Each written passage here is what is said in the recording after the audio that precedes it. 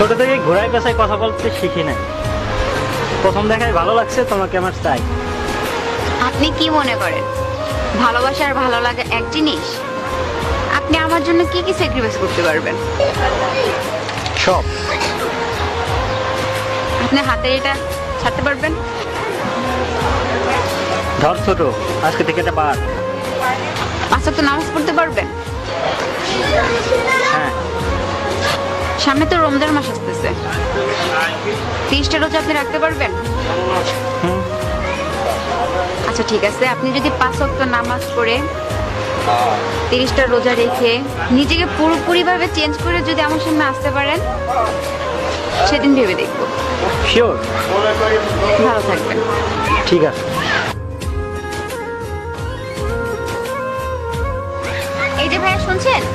কি আমাকে বলছেন? হ্যাঁ ভাই, আপনি কি বলছেন? কি বলেন? এখন আপনাকে রাস্তাঘাটে দেখি না, আর অনেকটাই চেঞ্জ হয়ে গেছেন আপনি। আসলে আপনাকে যে কি বলে ধন্যবাদ দিব, ওই দিন আপনার সাথে পরিচিত না হলে হয়তো আমার এমন দিন আসতো না। আপনি ওই দিন নামাজ পড়তে বললেন, রোজা থাকতে বললেন, আমি ভাবলাম হয়তো এই কি কাজ, এ তো সহজ কাজ। প্রথম আমি 2 দিন নামাজ পড়লাম, আমার তেমন ভালো লাগতো না, চাইতাম আসতাম, তেমন মন টানতো না। পরে কেমনে কেমনে আমি আল্লাহর প্রেমে পড়ে গেলাম। আসলে ছোট থেকেই রাস্তায় মানুষ হয়েছি তো, মা বাবাও ছিল না, খারাপের পথে থাকছি, ওইটাই ভালো লাগতো। কিন্তু এই রাস্তাটা যে কত ভালো আমি বিশ্বাস করবেন না, ওই দিনের পর থেকে আমি খারাপ কাজ করি না। আর আমার সাথে যারা থাকতো তাদেরকে নিয়েও নামাজ পড়ছি, তাদেরকেও শিখাইছি যে আসলে এই পথটাই সঠিক। আপনার কাছে আসলে আমি কৃতজ্ঞ। আর আমি আপনাকে যে মনেই ছিল না আপনার কথা, ওই দিন আপনারে ভালোবাসার প্রস্তাব দিছিলাম, কিন্তু 2 দিন 4 দিন 15 দিন যাওয়ার পর আপনার কথা মনেই ছিল না। আজ হয়তো না দেখা হলে আর কখনো মনেই করতো না। ওই দিনের জন্য আমি সরি, আমাকে ক্ষমা করে দিবেন। আসি আপু, আসসালামু আলাইকুম।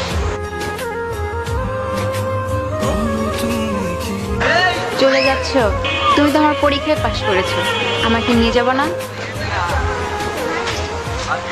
তুমি আমাকে সত্যি ভালোবাসছিলা বলে তুমি আজ আল্লাহর পথে।